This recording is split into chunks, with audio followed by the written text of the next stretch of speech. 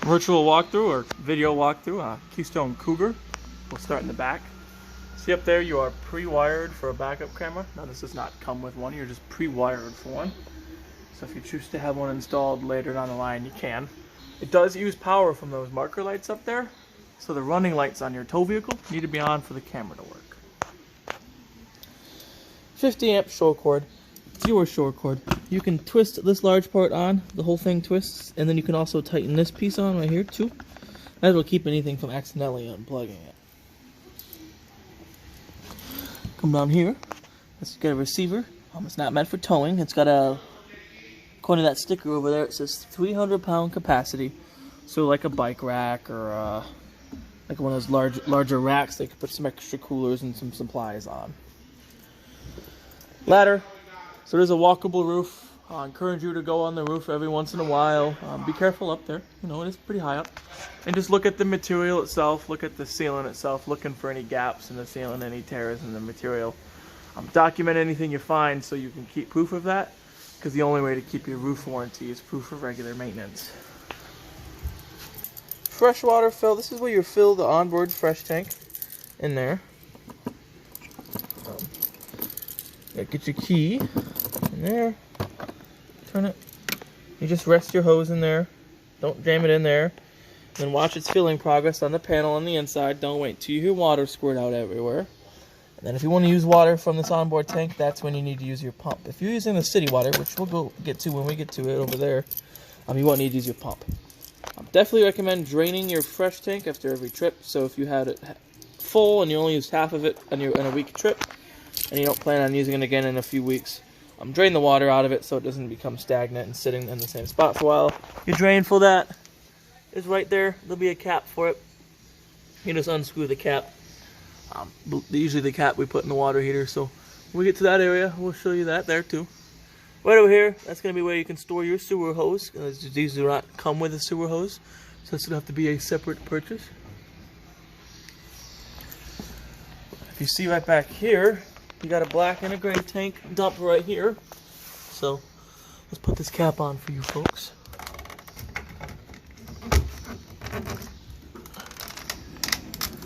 So always make sure your handles right here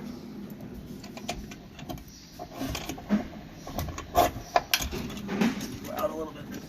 Make sure they're pushed in like that before you take your cap off, so you don't get some nasties on you.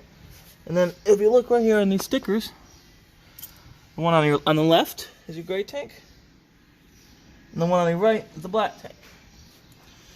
I always recommend doing your black tank first, letting that get completely dumped, and then doing your gray tank second, until that'll flush out the hose. So when you pick it up to move it to store it in your sewer hose holder, it's not dripping in black tank water.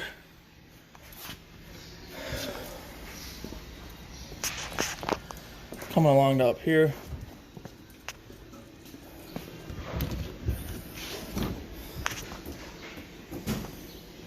Plenty of storage. More controls over here.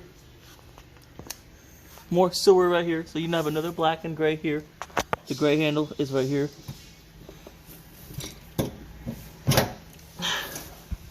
Gray handle. Another dump area, same thing. This time the black handle though is in here. So again, do your black tank first, then do your gray tank. So come here. You have an external shower with a quick disconnect. So let's see if you can't disconnect it one-handed. There you go. You'll just have to get like a sprayer for the end of it. Let's set that aside.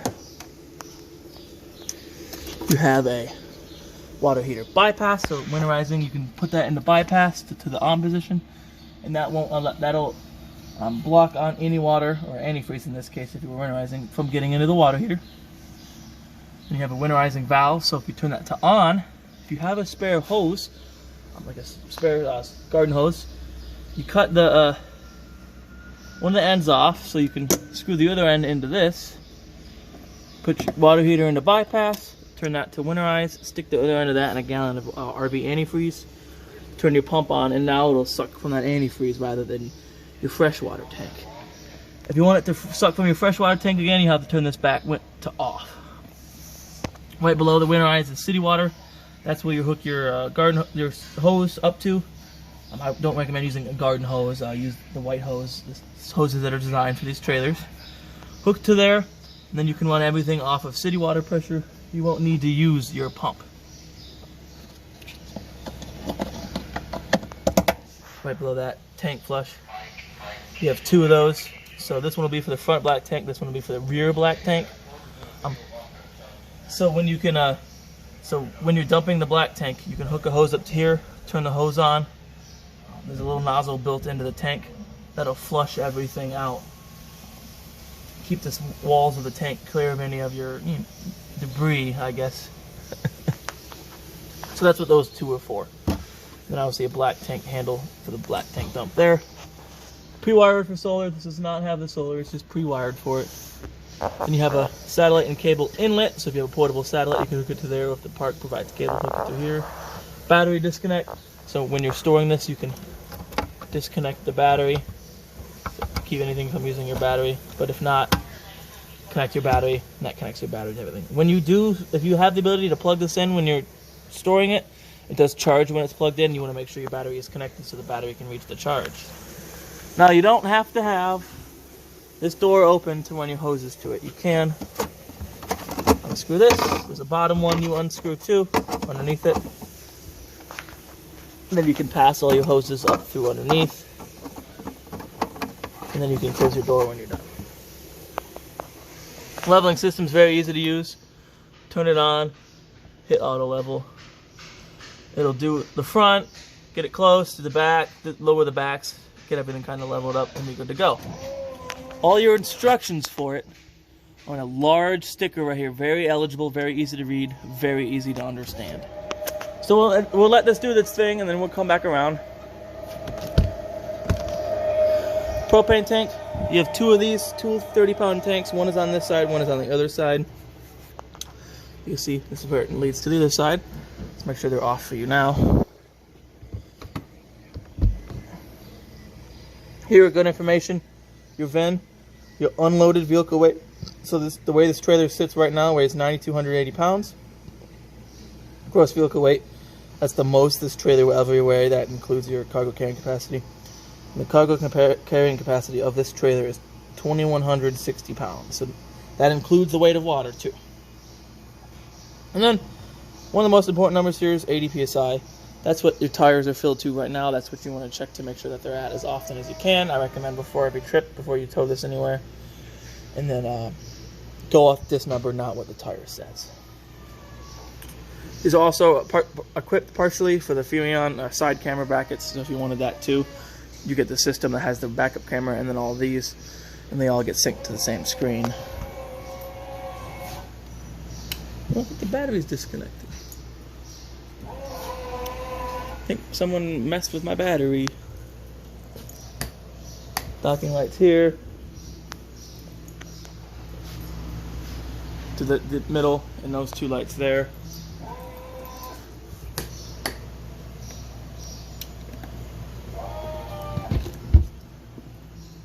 Storage up under here with 2 batteries and your tire. In the winter, I recommend taking your batteries out if you're going to store this outside so the cold doesn't get to them. These batteries don't like the cold too much.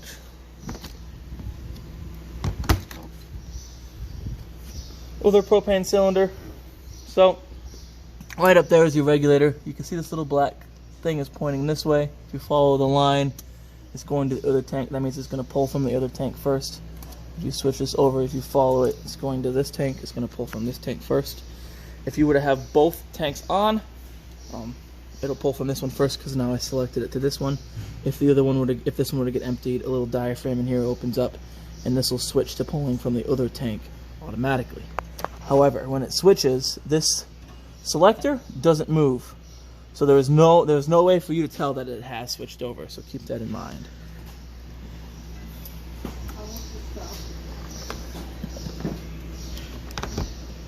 In here, let's get some light on in here. Oop. That's your brain for the touch screen that's in there. Don't mess with it. You don't want to cause something to not work. So just leave this alone. Here you have tank heaters, so fresh, black, and gray. There's like heating pads in your tanks, underneath your tanks attached to the bottom of them.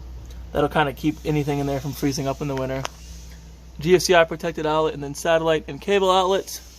So if you wanted to have a TV outside, you could. And then another GFCI outlet here. All your GFCI outlets are on the same circuit. So if one would have tripped, they're all going to trip. And then I'll explain to you where the reset is for that when I take the phone into the inside and we talk about the inside.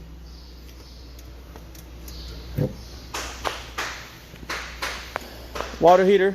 It's very easy to use. So first thing, this is that drain for the fresh tank I was showing you. When you want to fill your fresh tank, make sure you screw this cap on. Here's your anode rod plug. Well, anode rod, so drain plug also for your water heater. First thing about this, when this material will eventually start degrading and falling apart, it's designed to do that. When you see about 25% of it remaining, get a new anode rod. 1.16" is the socket size for that. So you put it in there.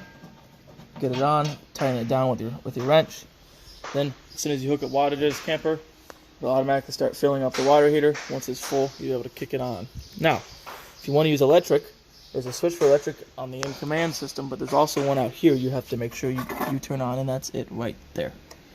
If I turn it on out here, it's not going to do anything because I still have to turn it on from the inside. So make sure you turn this switch to on when you want to use electric. Now, definitely recommend draining it after every trip, just like your water heater, because you don't want it sitting full of water. Before you pull your anode rod out to drain it, you're going to want to relieve your pressure. Before you relieve your pressure, shut off the source of water, whether it's from your pump or from the fresh tank. Oh, not from the fresh tank, for the city water.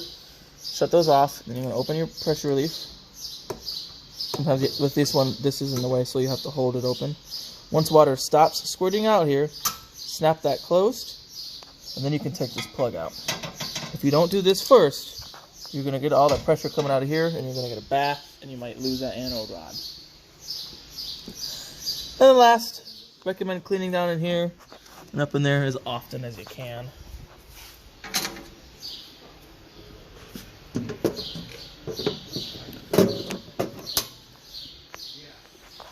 Fridge, just keep it clean. Same with your furnace, just keep this clean. They make screens for this, as well as screens you can put underneath here. So if you want to install those, that's up to you guys. Up here is your exterior vent for your range hood. So make sure this is open when you're using your fan on the range hood. If not, just push it closed. That'll keep it from flapping when you're going down the road. And I always like to close mine at night to keep insects from getting in there.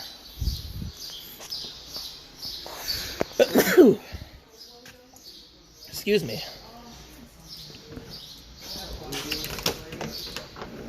Lift this up. Outdoor kitchen.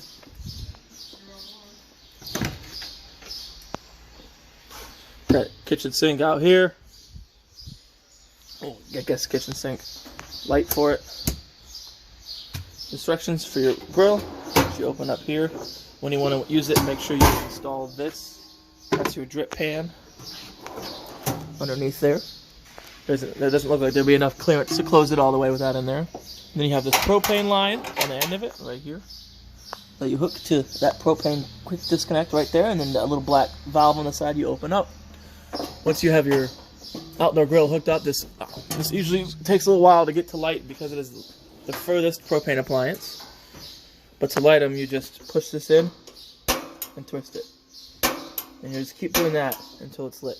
And then you can cook off of it. These do fold out as support too. They also lock open, so be mindful of that.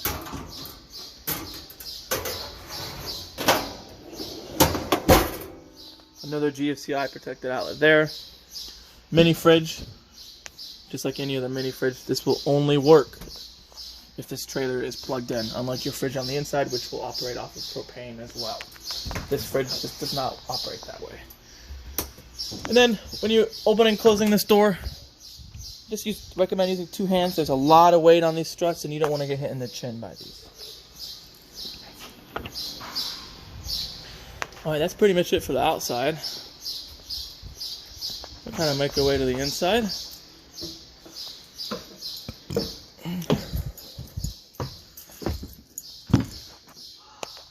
We will start on the in command system right here. So all zeros. Right now all your password is all zeros. If you wish to change it, go to settings, passcode, enter the current passcode, then it'll ask what you want to do, whether it change it or reset it. HVAC. Now this trailer is not plugged in. All our outlets are being taken up, and we're in the detail bay. There isn't really a good spot to plug it in, so the AC won't turn on. But I can show you how you would turn it on. Hit mode. This is your front AC. That'll be that AC up in there. Mode fan. Oh, maybe I did get plugged in. Maybe someone did plug me in, because I just kicked on. So cool. Fan will just allow the fan on the AC to run. Cool. We'll turn the AC portion of it on. Here's how you adjust your temperature settings. Right here, goes all the way to 55. Fan mode, auto, high, and low. I recommend running on auto. Auto is going to allow it to cycle on and off at your set temperature. So if, let's say you had it set to 62, once it reaches 62, the AC will shut off. The fan will continue to run usually. The compressor just shuts on and off to help regulate that temperature. If you just had it on a high or low, it'll hit 62 and then it'll continue to run, and eventually it'll freeze up and shut off, and you'll have to wait for it to thaw to run it again. Hit it again to turn it off. Rear AC, same with the AC, same mode with the AC, same fan mode. Auto works the same way. You just have one more mode.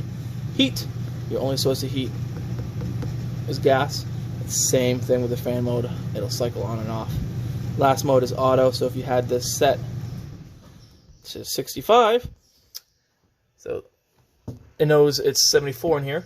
So now the AC will kick on to bring the temperature from 74 to 65, but let's say at night it dropped to 40 degrees, it'll know to turn the furnace on to bring the temperature up to 65 degrees. You can also schedule start and stop times. Let's turn that off. Go back. You have lights. Do the bedroom light. Ceiling light in here too, as well as your awning light. You do your slide outs and awnings from here, so your wardrobe slides that slide. Kitchen dinette that slide, and then your sofa bed is that slide. Then you have controls for your awning here. Awning does not automatically stop when it goes out, and you do have to continue to hold this button. It's not a one-tap procedure. Same for your slide outs. Hold the button. When it starts raining, roll your awning in, and if you roll it in wet, as soon as you get the chance to roll it back out to let it dry off. But there's your awning. Goes all the way across. Nice long awning, nice protective. We can't open it all the way because of the detail bay, but we'll continue awning. We'll continue going on. So there's your settings for that. Here's how you read out your tanks. So fresh, black 1, black 2, black 1 and black 1 and gray 1 will be the kitchen, bathroom in there. Gray 1, gray 2 will most likely be either the galley, which is just the that sink, and then black 2 will probably be where both the sink and the toilet drain into for this back bathroom. So most likely these drain into their own gray tank, or black tank, rather than the sink draining into a gray tank. So that's usually what gray tank 2 will be. Gray 1 and black 1 will be, black 2 will be that bathroom. Black 1 and gray 1 will be that bathroom, and then gray 2 will be most likely just the sink right there, and the outdoor kitchen will probably drain into the gray tank that that bathroom drains into. You'll see, just remember to dump them when they get close to full. More settings here. You can turn your water heater on here, gas and electric. Remember what I said about electric, make sure that that switch on the outside is on, and if you do run electric, make sure there is water in it. And then you can turn your water pump on and off from here, and then wells turn on and off all your main interior lights. Bedroom, USB outlets and regular outlets on either side. Plenty of storage space here. Do have a carbon monoxide alarm there. Those will give you low voltage chirps when it's time to change the battery. They just take 9-volt batteries. Spot for a TV with satellite and cable outlet. Just feel on the wall for a backer, somewhere solid to mount your TV. Bathroom in here has your resetting GFCI in here. The light switch is on the lights themselves. No, right here. Duh. Light switch for your bathroom. Like I was saying, most likely the sink drains into the black tank that this toilet will drain into. So this black tank for in here is going to fill a little bit faster because it's also using the sink too. Toilet's very simple. As long as you're pushing this pedal down, it's going to continue to flush. And the nice thing about these ones are they're porcelain, so they're going to feel nice and solid.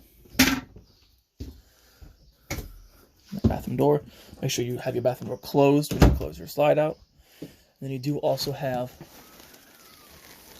storage up underneath your bed. Plenty of storage. Goes real far back in there.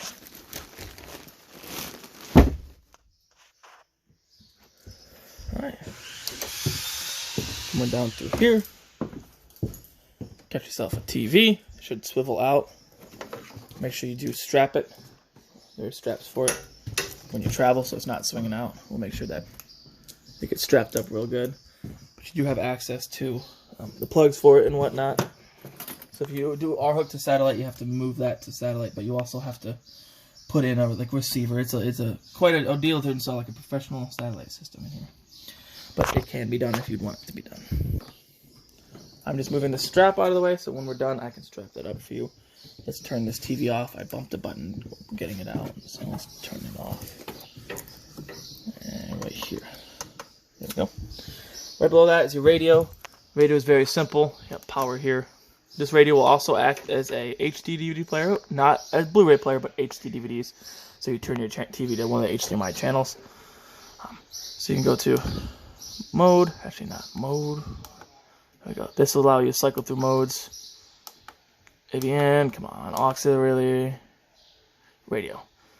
So you have different zones. Zone 1, you can turn the inside. You can see it goes there. That turns the inside speakers off. Zone 2 will turn the outside speakers off. So you can have the outside ones off, the inside ones off, vice versa. Right here, presets. Push and hold to save preset. Then you pause, play, stop, rewind or previous channel, fast forward to next channel, Bluetooth, and then mode selection, as well as auxiliary, headphone jack, and USB port. You have a fireplace below that too. Let's see if I can't find your remote for your fireplace.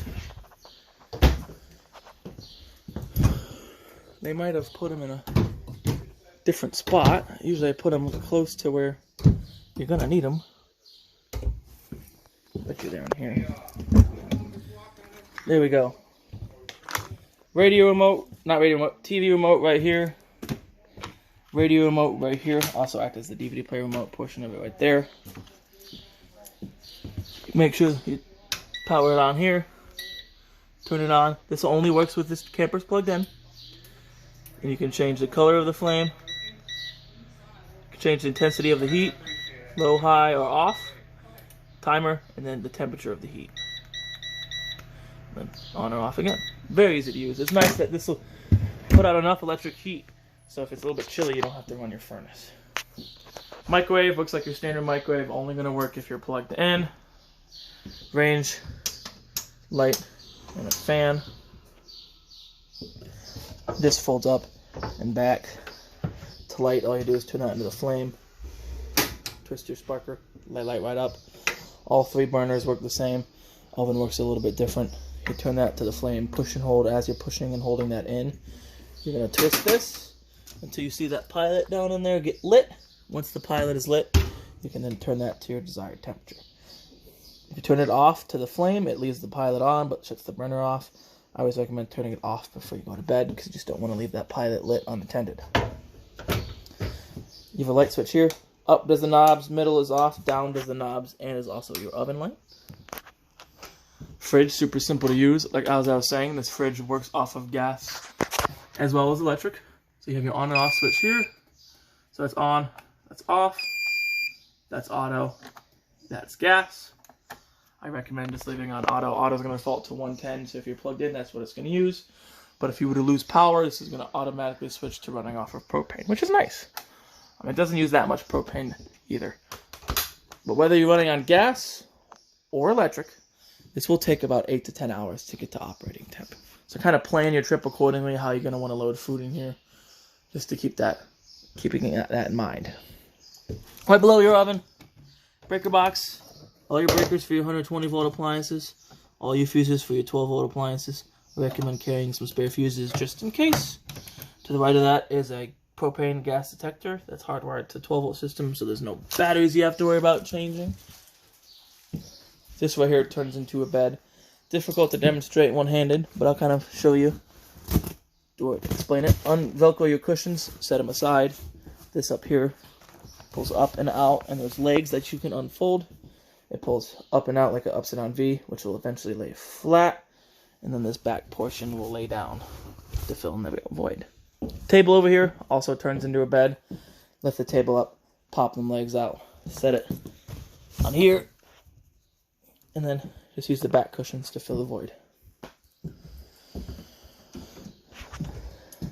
Dimmer switch, just tap it, turn the lights on or off, tap and hold to dim the lights. Very nice. Switch, the lights in here. The bedroom has one like this. It'll always be in the down position. That's the way the switch works because it's also controlled by the in-command system.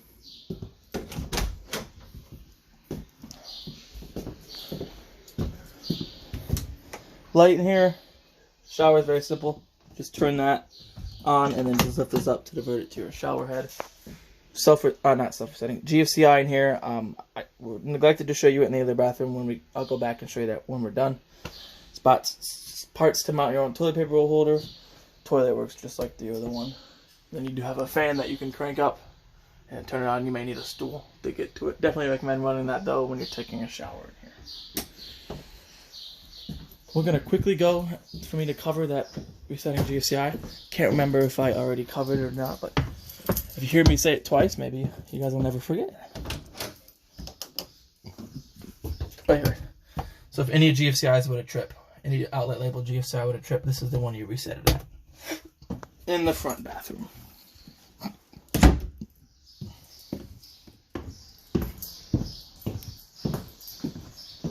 Now let's go last little bit. The back. Switch right and the right. This folds up or down. Just undo it when you're traveling. It doesn't matter which way you have it. We'll leave it up for now. But it does have a 300-pound capacity. If you have a light up there. And you can leave that up so you can use this as a couch. Or grab this couch, lift up. Storage underneath, lift up and pull towards you. Nice flat like that. Another spot in here. So technically in this area back here can sleep 4 people. Plenty of storage under these bunks. USB ports over there. More USB ports over here. An outlet here, an outlet there. And then a spot to plug in into a TV if you wanted to have a TV in here. That's pretty much it for back here. Plenty of storage back here. Alright. Well, that concludes our virtual video walkthrough on your Cougar. Hope you folks enjoy using this trailer a lot. I really like these Cougars. I like these rear bunkhouse setups. So I hope you guys do. And I hope you found the video informative. Hey, me again. Didn't tell you how to retract your leveling system. But like I said, it's all here. So, turn it on. If you go down, using these arrow keys right here,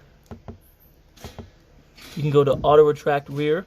That's what you want to do, is going to retract the rear jacks. If you did auto retract all, it's also going to retract your front ones, and it's going to cause the trailer to go whoop. So you just hit auto retract rear, enter to begin, and it's going to retract the rear ones.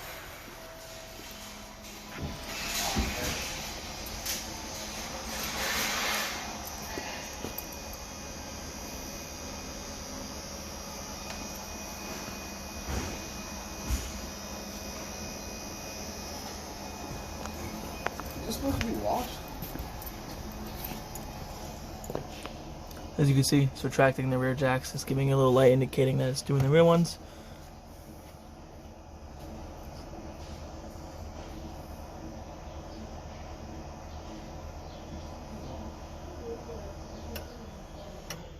Now, on here it says for you to push auto retract all. You can do auto retract all, but I only recommend doing that if you have a truck hooked up to this. That way the front of it doesn't go all the way down to the ground. Now if you need to raise and lower the front of it because you're hooking your truck up to it, if you hit front, it's going to raise the front. And then if you hit retract and then front, it's going to lower the front. It's that easy. Sorry about neglecting to tell you this, but I hope you guys have a decent grasp about this. They're very easy to use. The instructions are very eligible. Goodbye for real this time.